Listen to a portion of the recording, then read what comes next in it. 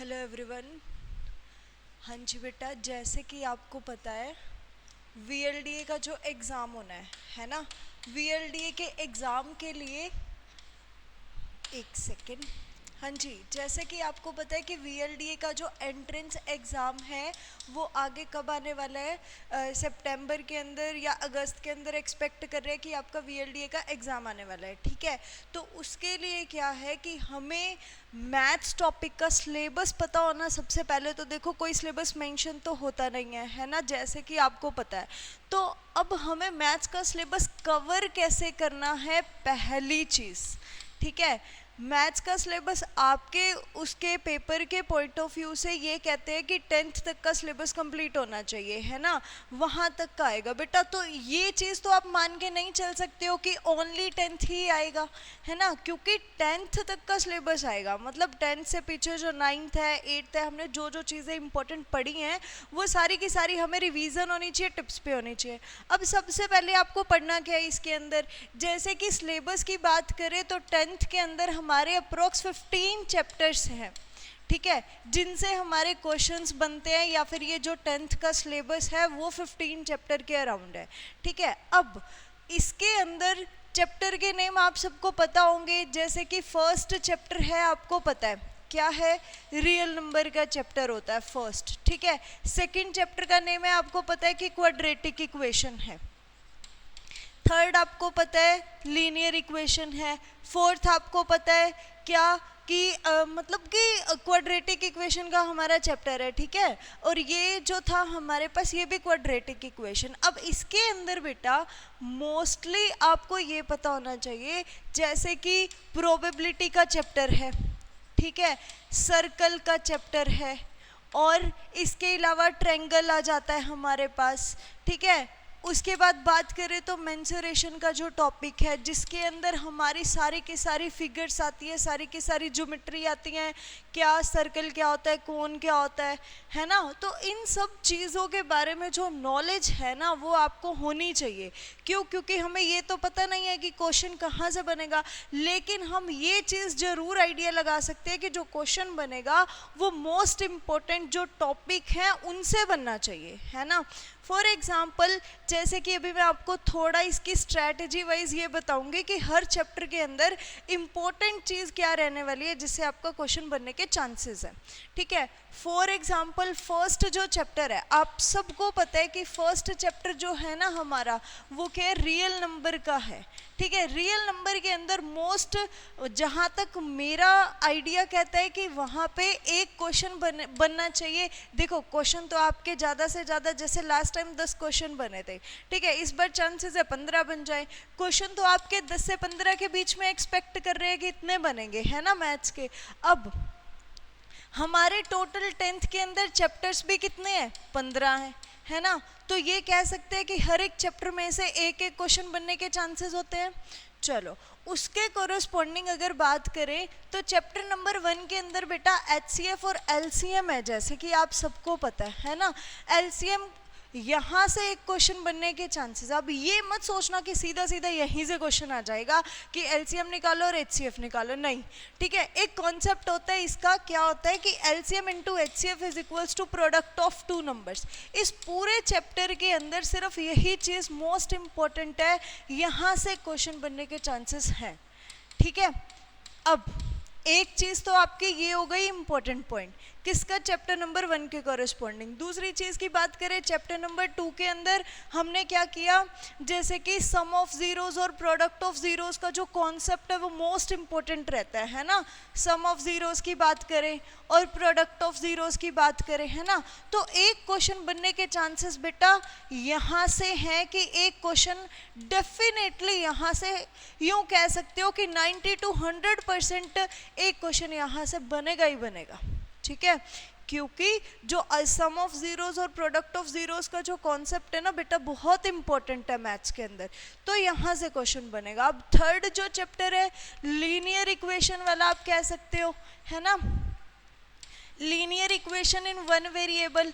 अब one variable जो linear equation है उसके अंदर आपको पता होना चाहिए कि जो दो लाइंस हैं कोइंसिडेंट लाइंस होती हैं, पैरेलल लाइंस होती हैं।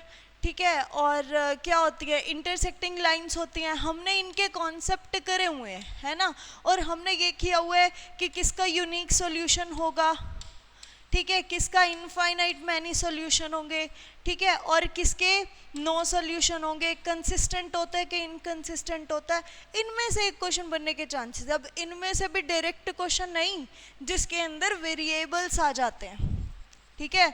फॉर एग्जाम्पल कि यहाँ पे आपको ये बोल दे कि इनफाइनाइट मैनी सॉल्यूशन है, जैसे कि उसने ये क्वेश्चन दे दिया, अब वो यहाँ से ये बोल रहा है कि मुझे इसकी वैल्यू बता दो, ठीक है, यहाँ पे मैं 6, यहाँ से वो ये बोल रहा है कि के की वैल्यू निकालो, ऐसे वाले क्वेश्चन आने के चांसेस हैं, ठीक है। अब उसके बाद नेक्स्ट जो चैप्टर है, चैप्टर नंबर 4 की बात करते हैं। चैप्टर नंबर 4 के अंदर क्या है, क्वाड्रेटिक इक्वेशन है। उसके अंदर बेटा सिंपल इन द सेंस कि आपको रूट्स निकालने आने चाहिए। एक क्वेश्चन वहाँ से आने के चांसेस हैं कि रूट्स कैसे, मतलब कि एक क्वाड्रेटिक इक्वेशन दे रखी है, चाहे तो वो स्टेटमेंट में भी हो सकती है। फॉर एग्जांपल एजेस के ऊपर बेस्ड हो, है ना, ट्रेन के ऊपर बेस्ड हो, ट्रेन तो आपका लास्ट टाइम भी यहाँ से एक क्वेश्चन आया था, ठीक है, तो ट्रेन के ऊपर एक क्वेश्चन था, तो यहाँ से, और इसके अलावा मतलब कोई और फैक्ट दिया होगा स्टेटमेंट के अंदर, हमें वहाँ से इक्वेशन बनानी होगी, फिर उसको सॉल्व करना होगा, ठीक है। फिर नेक्स्ट जो है हमारे पास अर्थमेटिक प्रोग्रेशन वाला चैप्टर होता है, ठीक है। अर्थमेटिक प्रोग्रेशन के अंदर एपी से एक क्वेश्चन आ जाता है कि हमें ये ए और डी की वैल्यू दे रखी है, हमें ये वाली टर्म्स चाहिए, इस हिसाब से आपको क्या करना है, हर क्वेश्चन को, मतलब हर चैप्टर को बहुत अच्छे से कवर करना है, और उसके मेन पॉइंट्स पता होने चाहिए कि हाँ ये चीज़ इसके अंदर इम्पोर्टेंट है और ये बहुत अच्छे से हमने करनी है, ठीक है। ये नहीं होना चाहिए कि कोई भी एक अदर टॉपिक हमारा छूट जाए, ठीक है। अभी मैं यहाँ पे यही तो डिस्कस कर रही हूँ कि आपको पढ़ना कैसे है, आप क्या करोगे। मान लो कि चाहे कोई खुद से पढ़ रहा है, चाहे कोई किसी के गाइडेंस में पढ़ रहा है, तो चैप्टर तो आप लोग सारे ही पढ़ रहे हो, लेकिन जो इम्पोर्टेंट है ना उनको बहुत अच्छे से कर लोगे तो फायदे में रहोगे। अभी नेक्स्ट, ये तो 5 तक की बात हो गई। फिर आता है कोऑर्डिनेट ज्योमेट्री आती है ना। इसके अंदर बेटा एक तो देखो डिस्टेंस फॉर्मूला मोस्ट इम्पोर्टेंट रहता है इसके अंदर, है ना, डिस्टेंस फॉर्मूला हो गया। दूसरा क्या होता है, सेक्शन फॉर्मूला, और तीसरा मिड पॉइंट थ्योरम। और एक चीज़ और, एनसीईआरटी से बाहर आके एक चीज़ और आती है, सेंट्रोइड पे भी काम आ सकता है। सेंट्रोइड इन द सेंस जो आपने पढ़ रखा होगा कि जो ट्रेंगल है, ट्रेंगल के यहाँ पे जो ये वाला मीडियन होते हैं, मीडियन से जो पॉइंट ऑफ इंटरसेक्शन होता है, ये हमारे पास सेंट्रोइड बनता है, ठीक है। तो सेंट्रोइड से भी क्वेश्चन आने के चांसेस है क्योंकि ये इंपॉर्टेंट रहता है। अब यहाँ से अगर आपको ये तीनों टॉपिक बहुत अच्छे से आते हैं तो आप एक्सपेक्ट कर सकते हो कि आप ये क्वेश्चन पेपर में अटेम्प्ट कर सकोगे, ठीक है। नेक्स्ट ट्रिग्नोमेट्री की बात करें तो ट्रिग्नोमेट्री के अंदर क्या है, ट्रिग्नोमेट्री तो बेटा यूं है कि इसके अंदर बहुत अच्छे लेवल का क्वेश्चन भी बन सकता है, थोड़ा हाई लेवल में भी क्वेश्चन जा सकता है इसके अंदर, ठीक है।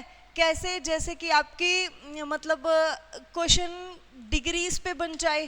फॉर एग्जांपल जैसे साइन 60 है ना, उसके अंदर x वगैरह की वैल्यू दे दे और यहाँ पे वो tan 45 दे दे, वो बोले x की वैल्यू बता दो क्या होनी चाहिए, है ना, ये भी क्वेश्चन आ सकता है। या फिर मतलब कुछ ना कुछ रिलेशंस, प्रॉपर्टीज, इन सब के ऊपर बेस्ड कोई ना कोई क्वेश्चन बनने के चांसेस हैं। मतलब यूं मान के चलो ट्रिग्नोमेट्री से 1-2 क्वेश्चन तो आने ही आने हैं, ठीक है। और आने इन द सेंस वो भी यूं मान के चलते हैं कि इंपॉर्टेंट पॉइंट से ही आएंगे, ठीक है।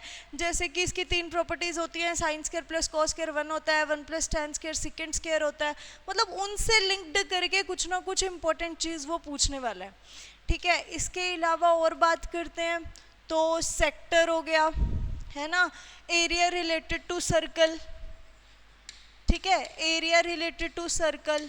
और इसके अलावा हमारा जो चैप्टर है सरफेस एरिया एंड वॉल्यूम, है ना।